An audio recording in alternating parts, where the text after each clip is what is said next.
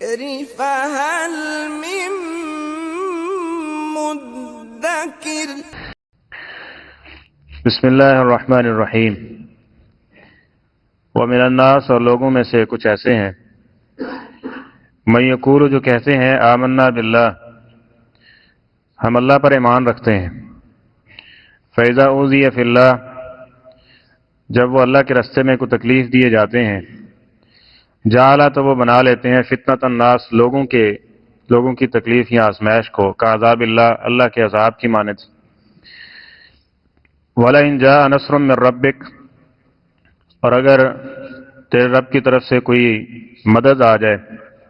لَيَقُولُنَّ، تو ضرور وہ کہتے ہیں، اِنَّا كُنَّا مَعَكُمْ، بے شک ہم تمہارے ساتھ ہیں۔ أَوَلَيْسَ اللَّهُ بِأَعْلَمَ، کیا نہیں اللہ تعالیٰ خوب جانتا، بما فی صدور العالمین، جو جہان والوں کے سینوں میں ہے۔ وَلَيَعْلَمَنَّ اللَّهُ الَّذِينَ آمَنُوا، اور ضرور جان لے گا اللہ ان لوگوں کو جو ایمان لائے۔ وَلَيَعْلَمَنَّ الْمُنَافِقِينَ، اور ضرور وہ جان لے گا ان کو جو منافق ہیں۔ وَقَالَ الَّذِينَ كَفَرُوا، اور ان لوگوں نے کہا جنہوں نے کفر کیا، لِلَّذِينَ، ان لوگوں سے، آمنوا، جو ایمان لائے تھے، اتَّبِعُوا سَبِيلَنَا، تم ہمارے رستے کی پیروی کر لو، وَلْنَحْمِلْ خَطَايَاكُمْ، اور ضرور ہم تمہاری غلطیاں اپنے کندھوں پہ اٹھا لیں گے۔ وَمَا هُمْ بِحَامِلِينَ مِنْ خَطَايَاهُمْ، اور در حقیقت وہ ان کی غلطیوں میں سے کچھ بھی اٹھا سکنے والے نہیں ہیں، من شیء، کچھ بھی، انہم لکاذبون، بے شک یہ جھوٹ بولنے والے ہیں۔ ولا یحملن اثقالہم، اور ضرور یہ اٹھائیں گے اپنے بوجھ بھی، واثقالا مع اثقالہم، اور بوجھ اپنے بوجھوں کے ساتھ ان کے بھی، ولا یسألن، اور ضرور ان سے پوچھا جائے گا یوم القیامہ، روز قیامت، اما کانوا یفترون، اس چیز کے بارے میں جو وہ جھوٹ کھڑا کرتے تھے۔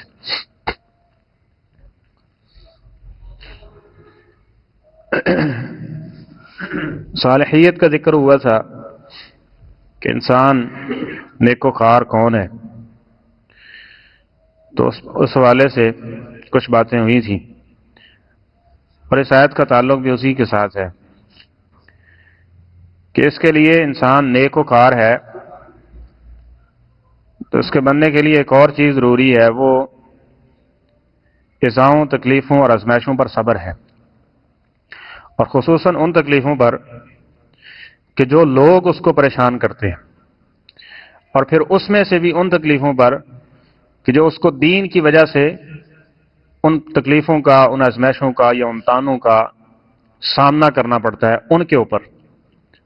اوپر صبر کرتے ہیں اور ان کی ایذا کو برداشت کرتے ہیں، تو یہ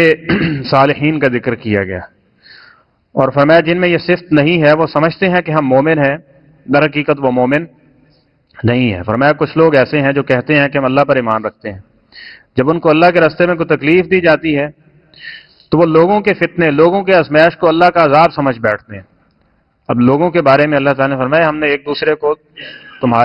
دوسرے کے لیے آزمائش بنایا، تصبرون،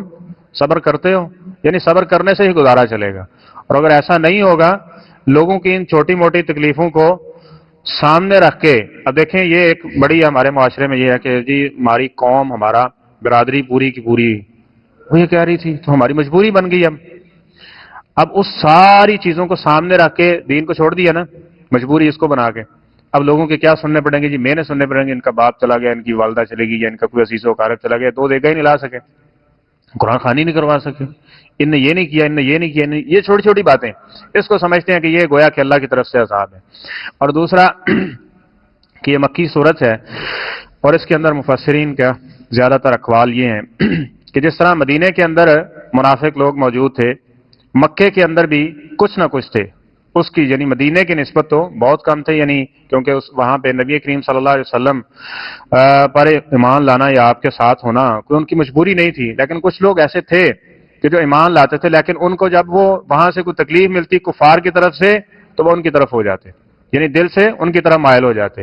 اور جب کوئی وَلَئِن جَاءَ نَصْرٌ مِّن رَّبِّكَ، اللہ تعالیٰ کی طرف سے کوئی مدد آنے والی ہوتی تو پھر اہل ایمان کی طرف اس صف میں شامل ہو جاتے۔ تو مذبذبین بین ذلک، لا الہ ہؤلاء ولا الہ ہؤلاء،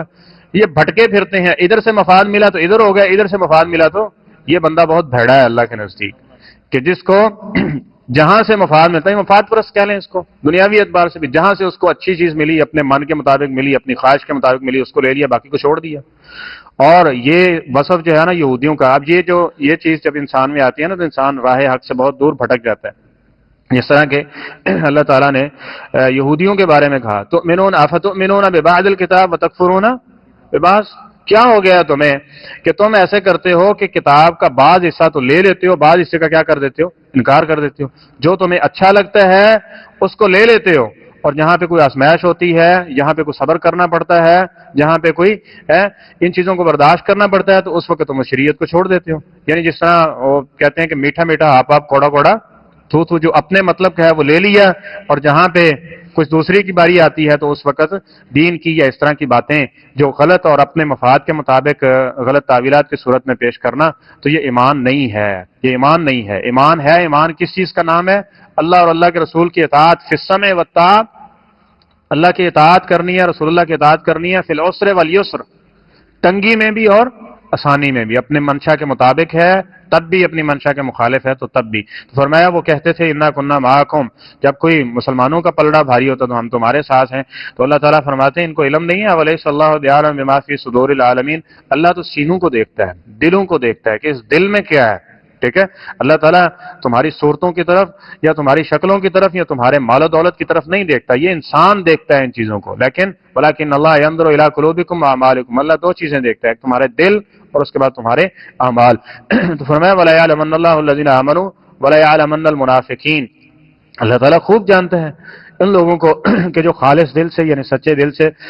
ایمان لانے والے ہیں اور جن کے دلوں میں نفاق کی کھوٹ موجود ہے۔ وقال الذین کفروا، اور دوسری طرف ایک اور بھی رویہ ذکر کیا کہ اہل کفار کیا تھا، نبی کریم صلی اللہ علیہ وسلم نے ایک طرز عمل طریقہ کہ آپ اس اصول کے مطابق زندگی بسر کریں گے، اللہ راضی ہو جائے گا، تمہارے گناہ معاف ہو جائیں گے اور تم جنت میں چلے جاؤ گے۔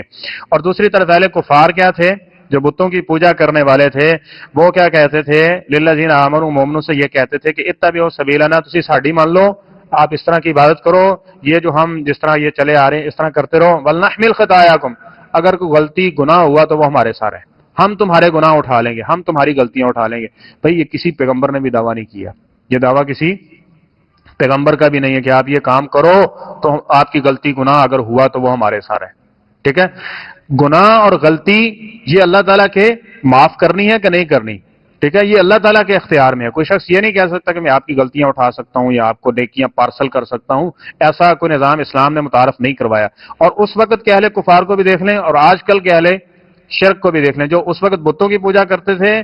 ٹھیک ہے، ان کی تصویریں بنا کے پتھروں کے اوپر، اور آج قبریں بنا کے ان کے اوپر مزار بنا کے وہ عقیدہ وہی نظریہ، تم یہ مانو سارے گناہ ہمارے پلڑے، آپ نے بیعت کر لی، ہمارے اس درگاہ مزار پہ آ گئے، دیکھ لیا، زیارت کر لی، اس کے بعد تمہارے سارے کے سارے گناہ وہ ہمارے سارے، ہم جانے اور ہمارا کام جانے۔ تو یہی دعویٰ نبی کریم صلی اللہ علیہ وسلم کے مخالف اہل شرک کر رہے تھے کہ کیا کہتے تھے کہ اتبعوا سبیلنا ولنحمل خطایاکم، اور اللہ کیا فرماتے ہیں وما هم بحاملین من خطایا من شیء، یہ ان کے گناہوں میں سے ایک غلطی بھی لینے کے لیے تیار قیامت کے دن واضح یہ کہہ دیں گے کہ اللہ انہوں نے یہ کیا، سب کچھ کیا، ہم تو یہ کہتے ہی نہیں تھے، جس طرح ہم پیچھے بھی کچھ اس صورت میں پڑھا ہے پچھلی صورت میں کہ وہ واضح طور پہ انکار کر دیں گے کہ اللہ ہم ان کی عبادت کیا ہی نہیں کرتے تھے، اور جن کی عبادت کی جاتی تھی وہ کہتے تھے کہ اللہ انہوں نے ہماری عبادت کی ہی نہیں تھی۔ تو فرمایا انہم لکاذبون، یہ سراسر جھوٹ بول رہے ہیں، سراسر جھوٹ بول۔ گناہ کیسے معاف ہوتے ہیں؟ قرآن پاک کو دیکھ لیں۔ نیکیاں کیسے بڑھتی ہیں؟ جنت کا رستہ کیا ہے؟ اللہ تعالیٰ کی مغفرت کیسے ملے گی؟ اس قرآن پاک کو دیکھ لیں۔ اس کے مخالف جو بھی نظریہ ہے وہ کہنے والا کوئی بھی ہو کیوں نہ ہو، اس کے نظریے کی حمایت نہیں کی جا سکتی۔ ولا يحملون اثقالهم، اور اللہ تعالیٰ فرماتے ہیں در حقیقت حالت یہ ہوگی یہ خود گمراہ ہوئے اپنا بوجھ بھی اٹھائیں گے، واسقالا ما اسقالہم، اور جن کو گمراہ کیا ان کا بوجھ بھی یہ خود اٹھائیں گے۔ جس طرح نبی کریم صلی اللہ علیہ وسلم کی حدیث ہے، جو شخص کسی کو نیکی کے اوپر لگاتا ہے تو جتنے لوگ نیکی کریں گے اللہ تعالیٰ ان کا بھی اجر اس کو برابر دے گا، لا ينقص من اجورہم شیئا، نہ نیکی کرنے والے کا اجر کوئی کم ہوگا، نہ نیکی بتانے والے کا اجر کوئی کم ہوگا۔ اور اس طرح جس نے کسی کی رہنمائی کی ایسے کام کی طرف جو گناہ کی طرف ہے، شرکی امور کی طرف ہے یا بدعات میں سے ہے، تو وہ بدعت کرنے والا، شرک کرنے والا جتنا گناہ اس کو ملے گا، رہنمائی کرنے والے کو بھی برابر کا اس میں شریک کر دیا جائے گا۔ تو فرمایا یہ تو خود اپنے بوجھ بھی اٹھائیں گے، گمراہ ہوئے پڑے ہیں، اور جن کو گمراہ کر رہے ہیں ان کا بوجھ بھی اٹھائیں گے۔ ولا یسألون یوم القیامہ، اور قیامت کے دن ان سے پوچھا جائے گا اما کانوا یفترون، اس چیز کے بارے میں جو وہ گھڑتے ہیں۔ اور یہاں ایک اشکال کے گناہ جب وہ اٹھا لیں گے تو یہ تو بری ہو جائے گا. یہ تو بری، جو میں نے حدیث ذکر کی اس حدیث میں یہ چیز واضح کر دی گئی ہے، یہ بری نہیں ہوگا. یہ بری، اس کو اس کے گناہ کی سزا ہوگی، اور جس نے بھٹکایا ہے اس کو دگنی سزا ہوگی، یعنی اس کے بھٹکانے کی بھی. یہ نہیں ہے کہ ایک انسان فلاں کے پیچھے لگ گیا جی ہوں وہ جانے جو کام جانے، یہ نہیں ہے. انسان کو اللہ تعالیٰ نے عقل اور شعور دیا ہے. دلیل کا تقاضا آپ کر سکتے ہیں، قرآن و حدیث سے خود اس کو دیکھ سکتے ہیں، پڑھ سکتے ہیں. جہاں پہ کوئی مشکل ہو، ٹھیک ہے، علماء اس دھرتی کے اوپر موجود ہیں، آپ ایک سے بڑھ کے ایک ہے، ان سے سوال کر سکتے ہیں، مسئلے کی تسلی ہو سکتی ہے. لیکن یہ کہنا کہ میں نے فلاں کی بات سن لی ہے بس وہ ٹھیک ہے اور اس کے مطابق چلوں گا، جو گناہ ثواب ہے ہن تیرے سے ہے، تو ایسا کوئی سسٹم اسلام نے متعارف نہیں کروایا. بلکہ یہ ساری کی ساری اما کانوا یفترون ان کھڑی ہوئی باتوں میں سے ہے جو پہلے گمراہ لوگ انتفال تسلیوں کے اوپر زندگی بسر کرتے رہے ہیں. اللہ تعالی ہمیں حق سچ کی معرفت اور اس کے مطابق اپنے اعمال کی اصلاح کی اللہ ہمیں توفیق عطا فرمائے. صدق اللہ العظیم.